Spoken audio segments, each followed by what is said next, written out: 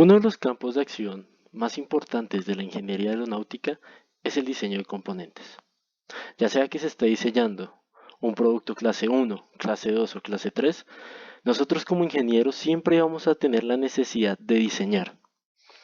En este caso, explicaremos el componente de diseño, los procesos de diseño, pero enfocados hacia un análisis estático que se va a realizar en el elemento que vamos a diseñar. Esta clase se realiza tratando de que los temas que nosotros como ingenieros aeronáuticos vemos a lo largo de la carrera lo podamos ver aplicado directamente en el área de la ingeniería aeronáutica. Quien les habla es el ingeniero Gustavo Adolfo Gómez Hernández, egresado de Ingeniería Aeronáutica de la Universidad de San Buenaventura, sede de Bogotá. Iniciaré con la explicación de un caso de estudio, el cual nos va a permitir ponernos en contexto de un ingeniero aeronáutico que está diseñando un elemento o un producto.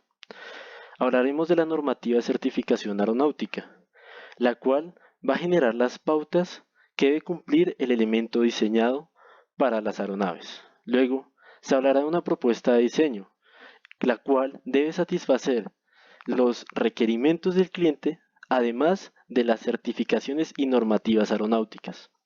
Al diseño que realicemos, se le va a hacer un análisis de carga máxima por medio de un método de estática y luego se hará un análisis de materiales de ingeniería.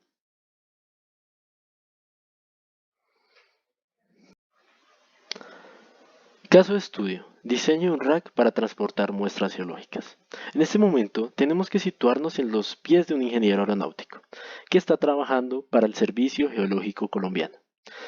Y nos dicen que requieren transportar en su aeronave C-208 dos cajas con muestra del subsuelo. Cada caja tiene una capacidad máxima de 50 kilogramos. En este momento ya nos están dando dos datos muy importantes. El primero es la aeronave en la cual se van a transportar las cajas. Y el segundo es la capacidad máxima que van a soportar o que van a cargar cada una de las cajas, que es de 50 kilogramos. También nos dicen que debido al espacio designado para carga ya está utilizado o que ya está lleno con el equipo científico, que retiremos una de las sillas y situemos un rack que contenga las dos cajas. Para este momento nos están dando específicamente qué es lo que ellos quieren. Quieren un rack que se sitúe en la aeronave para transportar las dos cajas con la muestra geológica.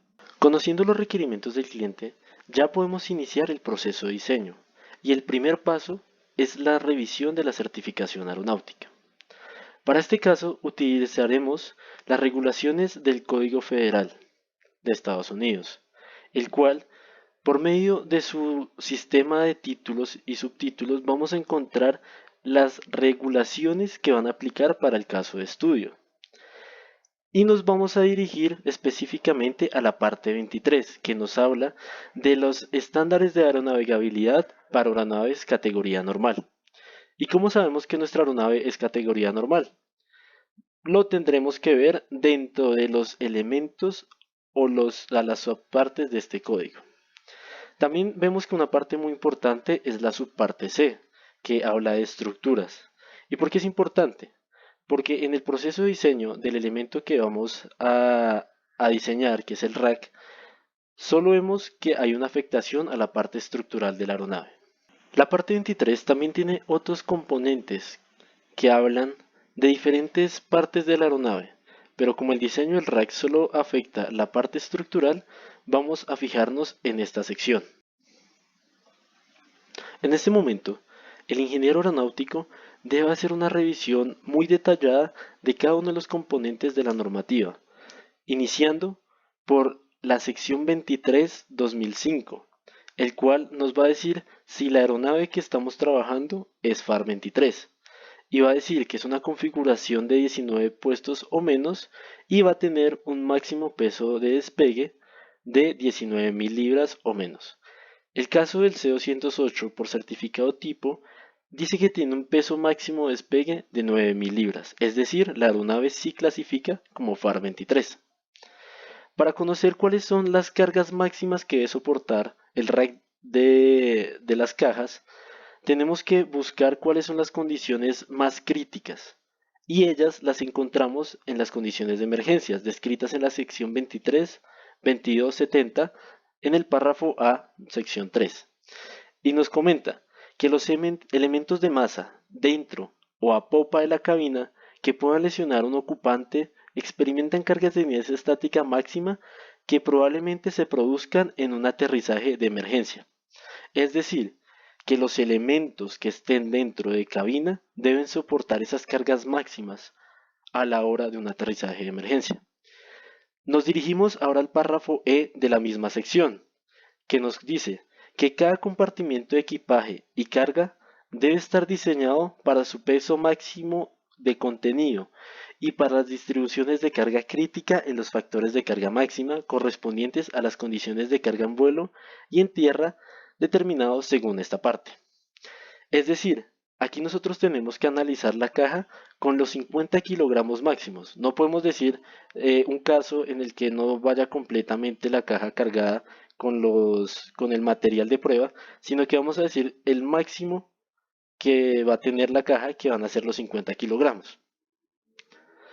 Posteriormente, continuamos con el subtítulo 2270 en el párrafo E, subparte 2, y dice que cada compartimento de equipaje y carga debe tener un medio para prevenir que el contenido del compartimento se convierta en un peligro al impactar a los ocupantes al desplazarse. Es decir, que todos los elementos que estén en cabina durante una condición de emergencia se deben mantener en su puesto para que no generen daños a la aeronave ni a la tripulación. Y por último, nos vamos a dirigir a la normativa del 2002, que va a decir cuáles son las cargas o los factores de carga máximos en un aterrizaje de emergencia. Para ello, vamos a decir que hacia arriba, upward, van a ser 3 gravedades, hacia adelante, forward, van a ser 18 gravedades y hacia los lados 4.5 gravedades. Con estas secciones de la normativa nos dan 3 pautas necesarias que debe tener el diseño. La primera es que el diseño va a tener que estar diseñado para soportar el máximo de la carga posible, es decir, los 50 kilogramos. La segunda parte es que los elementos siempre deben estar contenidos para evitar que en caso de alguna emergencia se muevan de su lugar. Y el tercero nos dicen cuál es el factor de carga que se va a usar para diseñar el componente. Iniciamos con el proceso de diseño. Para esta parte nos vamos a dirigir a hacer las características dimensionales de la carga que se va a transportar. En estas imágenes podemos observar cuál es la caja que se va a transportar y las dimensiones en los ejes X, Y y Z. De igual forma, tenemos que conocer cuáles son las características de la aeronave en la cual se va a transportar la carga.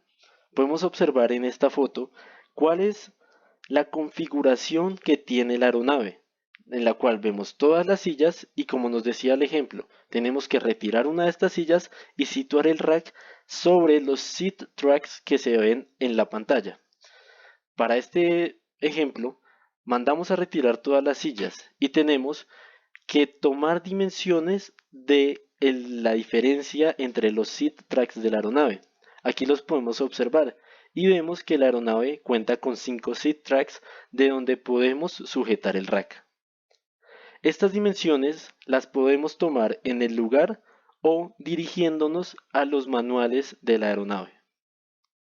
A partir del dimensionamiento realizado, se genera la primera propuesta de diseño.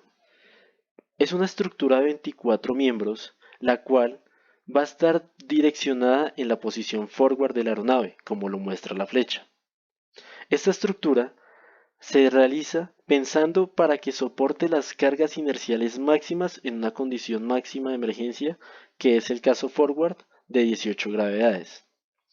Para realizar el análisis se va a hacer una simplificación 2D. Esto nos va a permitir trabajar la estructura como una armadura. También vamos a asumir que los perfiles de las vigas van a ser un perfil de sección de corte transversal y vamos a analizar un material aluminio 7075 T6 para la composición de los materiales. Conociendo estas restricciones, procedemos a hacer el análisis estático de una armadura.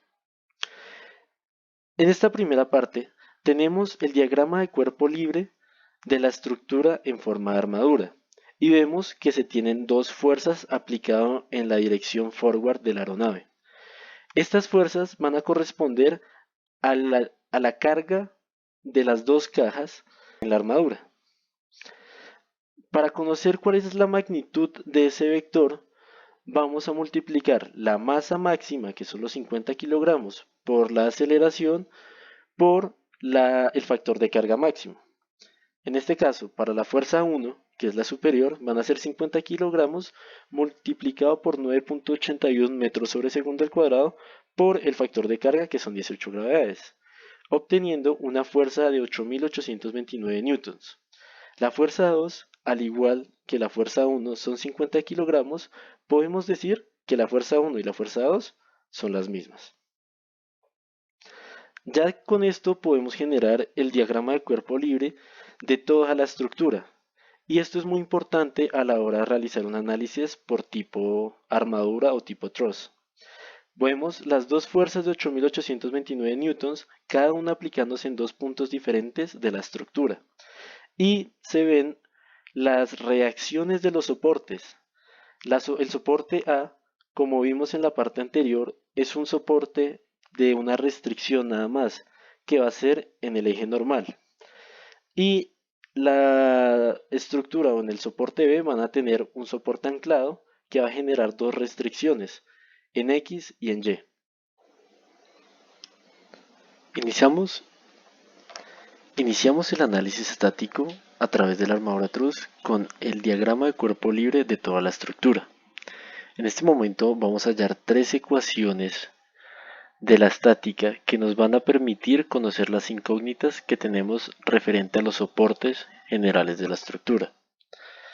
La primera ecuación es que la sumatoria de fuerzas en X va a ser igual a 0 y vamos a tener las dos fuerzas aplicadas por el peso de las cajas más la restricción en X que se tiene en el punto B.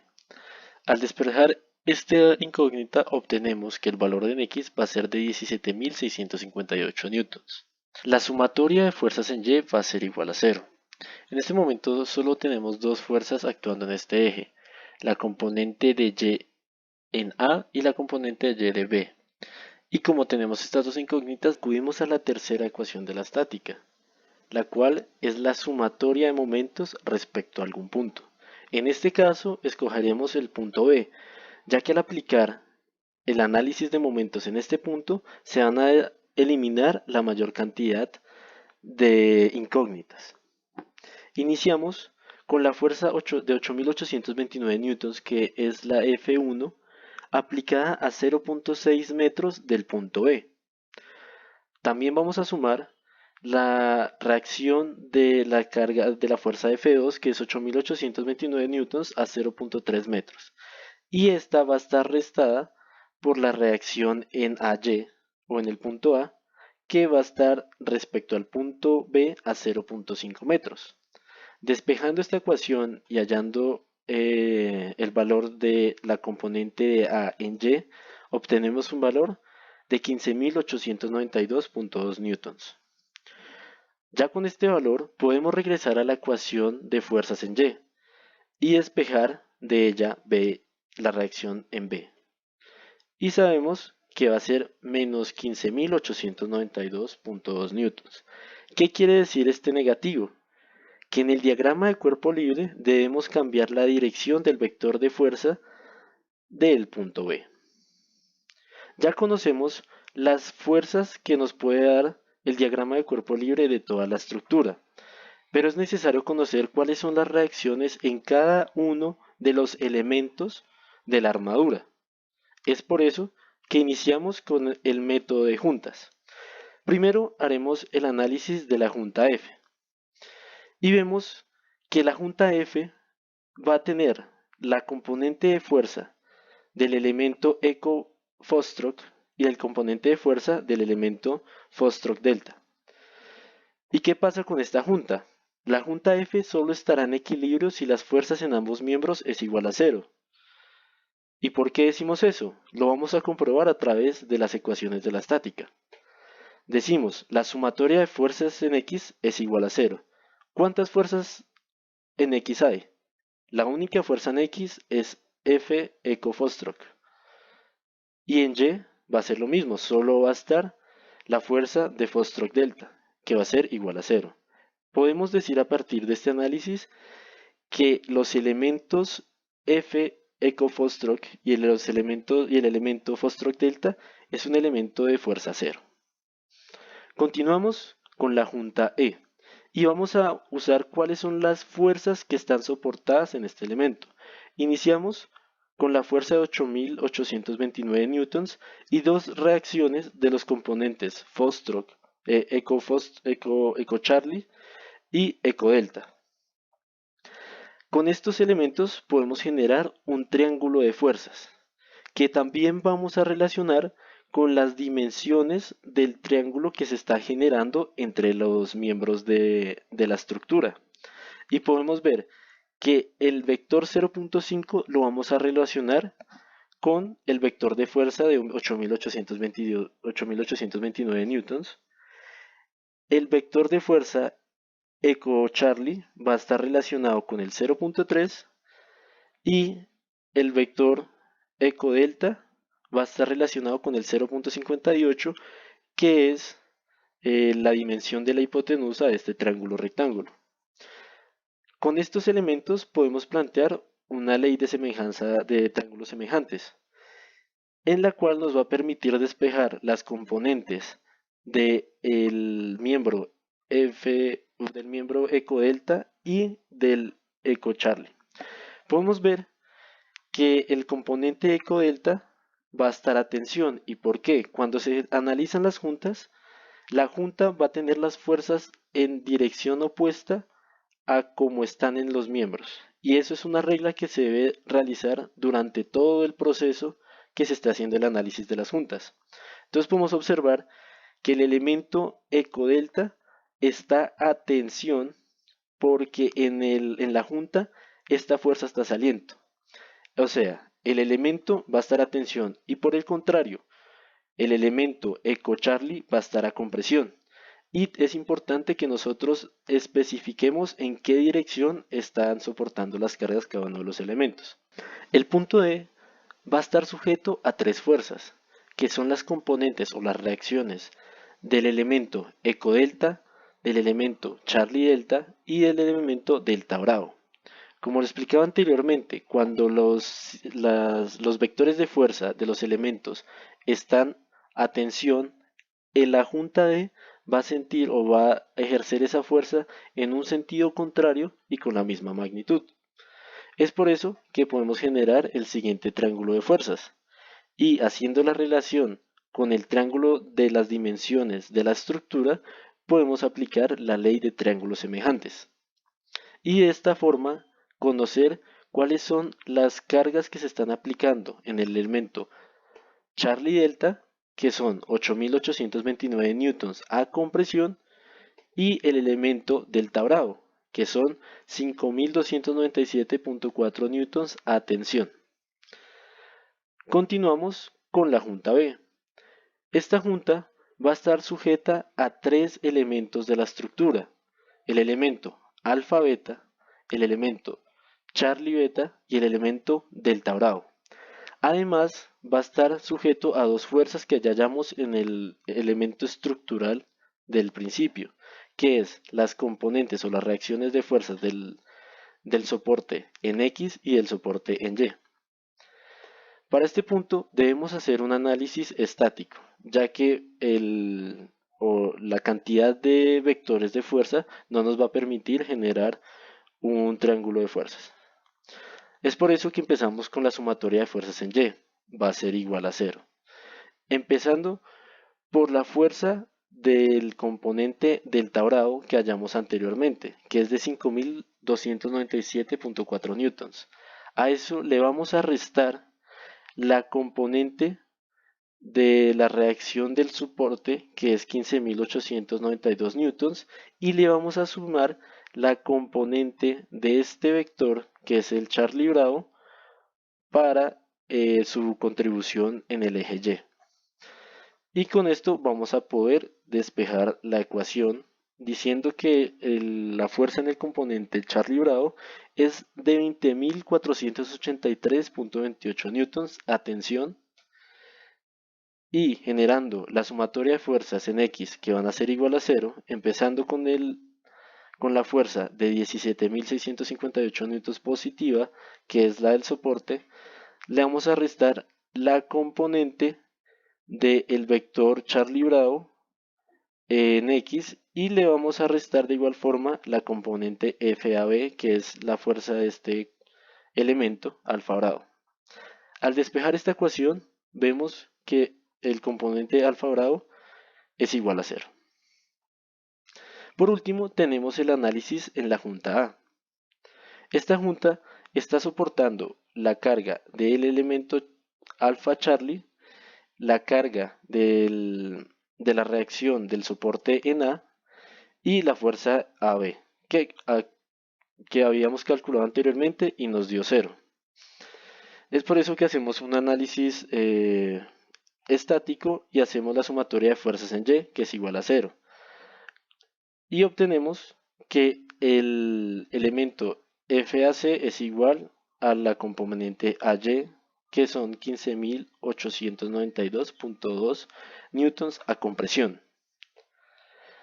Ya conociendo todas las componentes de fuerza que están actuando sobre cada uno de los elementos, podemos empezar a hacer un análisis de las resistencias de los materiales que vamos a aplicar. Como explicamos anteriormente, el material propuesto para el rack va a ser un 7075 T6. Para comprobar que los resultados obtenidos son válidos, se ingresó este mismo ejemplo en el software MS Solids. De esta forma comprobamos que el ejercicio está bien calculado. En la sección de materiales de ingeniería vamos a corroborar que los perfiles que se van a construir con aluminio 7075 T6 sí van a soportar las cargas que se analizaron en el segmento estático del ejercicio. Para esto nos vamos a dirigir al Metallic Materials Properties Development and Standardization, el cual otorga este tipo de tablas para conocer cuáles son esas características mecánicas y físicas de los materiales. Para conocer esta tabla, tenemos que conocer el esfuerzo de fluencia a tensión, que es este de acá, y el esfuerzo de fluencia a compresión, que es este de acá. Pero ¿cómo sabemos o cómo podemos navegar a través de esta tabla? Primero tenemos que saber si el perfil aplica para esta tabla específica. ¿Y cómo lo vamos a saber? Empezamos por la forma. Entonces la forma es cómo se construyó este elemento. Los perfiles, en este caso, van a ser una instrucción y va a tener una forma. O sea, va a ser una forma rectangular. Por eso decimos que sí aplicaría. Tenemos que conocer también el tratamiento térmico. Y vemos aquí que el primero es el T6. Entonces, como el material que estamos analizando es el T6, también aplica. También se tiene cuál es la sección transversal o el área de la sección transversal en pulgadas. Y nos dice si es menor o igual a 20 pulgadas cuadradas o si ella es mayor a 20 pulgadas. Y lo mismo aquí en este elemento. Entonces tenemos que ir direccionando nuestro perfil para saber qué dato vamos a tomar. Luego dice que el espesor en pulgadas tiene estos limitantes. Específicamente acá el espesor es de 1574 milésimas de pulgada. Vemos acá en el primer rectángulo el límite es menor o igual a 249 milésimas de pulgada, es decir que aplica a esta sección de acá. Ya vamos reduciendo la cantidad de datos que vamos a poder usar. La base B, que es la que recomienda el manual a la hora de realizar diseños. Y ya con esto vamos a tener los datos más específicos para el perfil o el perfil que se va a usar. Para el esfuerzo, afluencia, atención de este elemento, podemos tomar el valor de 74 y de 70. Eso va a depender de la dirección del grano. Como en este momento no lo conocemos realmente, lo que podemos hacer es tomar el valor más pequeño del esfuerzo. Con eso, permitimos un diseño restrictivo y aseguramos que el valor que estamos tomando es el más crítico. Lo mismo vamos a tomar para el esfuerzo de fluencia a compresión, que va a ser de 74. Al tomar estos dos valores y pasarlos a megapascales, obtenemos que el esfuerzo de fluencia a tensión es de 482.6 megapascales y el esfuerzo de fluencia a compresión es de 510.2 megapascales. Ya con estos valores podemos generar la tabla que nos va a dar los factores de seguridad de cada uno de estos elementos. Iniciamos con esta tabla en la primera parte que nos habla de cuál es el miembro o el elemento que vamos a analizar. En este caso, el elemento alfa Charlie. Y vamos a ver cuál es la carga soportada en newtons. Este valor es el que nosotros tomamos en el análisis de carga estática. Y luego continuamos con número de elementos. ¿Por qué aquí pongo dos elementos que van a soportar esta carga? Porque el ejercicio en verdad es un elemento en 3 dimensiones. Como pudimos ver al principio y lo expliqué, que hicimos el análisis estático en 2 dimensiones para simplificar más el ejercicio. ¿Qué quiere decir? Que esta carga que analizamos del elemento alfa Charlie va a estar dividida en dos. También tenemos el área de la sección transversal de los perfiles y ya vamos a calcular el esfuerzo aplicado. ¿Cuál es el valor de ese esfuerzo aplicado? ¿Cómo se calcula? Con la ecuación que tenemos aquí arriba, que va a ser la carga aplicada, que en este caso serían 15.892.2 newtons, dividido en el número de elementos que van a soportar esa carga, en este caso van a ser 2, sobre el área. Y ya conocemos que la ecuación de esfuerzo es la fuerza sobre área. Y aquí vamos a obtener este valor. Luego el esfuerzo permisible es el que acabamos de encontrar en la tabla del manual de materiales. Y ya con esto podemos calcular el factor de seguridad, que va a ser igual al esfuerzo permisible sobre el esfuerzo aplicado. De esta forma, obtenemos un factor de seguridad de 5.1 para el elemento alfa Charlie. Al generar el análisis de toda la tabla, vemos que es el elemento Charlie beta, que está a tensión a 20.483.28 newtons, y nos está generando un factor de seguridad de 3.8. ¿Qué quiere decir este factor de seguridad de 3.8?